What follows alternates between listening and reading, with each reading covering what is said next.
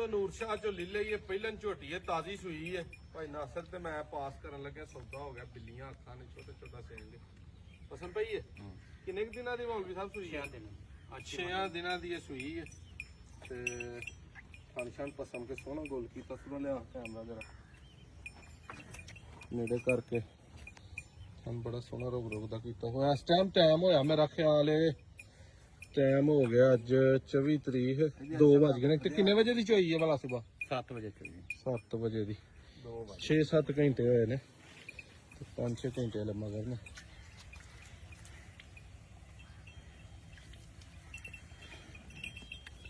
को कहने हैं चो के चवाश वाला करे उन्हें का पास आए सो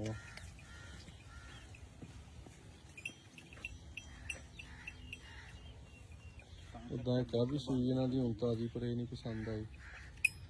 तो याद चल चो यार कर चा पास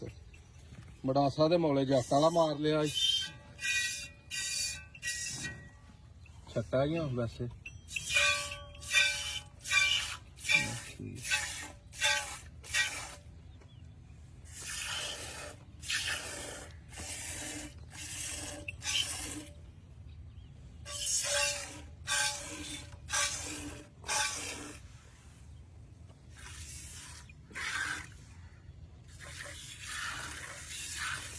ਪਹਿਲਾਂ ਝੋਟੀ ਹਲਕੀ ਫੁਲਕੀ ਫੂਡ ਦੋਸਤੋ ਇੰਜਰੀ ਆਉਂਦੀ ਹੈ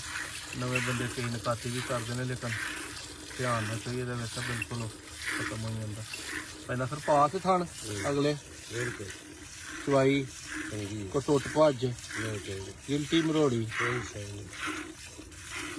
ਦੁੱਧ ਵੀ ਹੈ ਕੋ ਜੋੜੀ 'ਚ 2 ਕਿਲੋ ਟਾਈਮ ਦਾ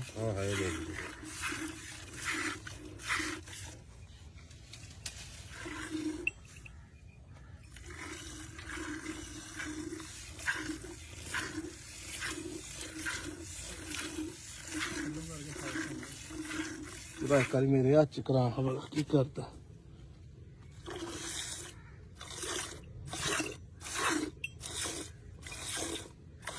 हल्का दिया है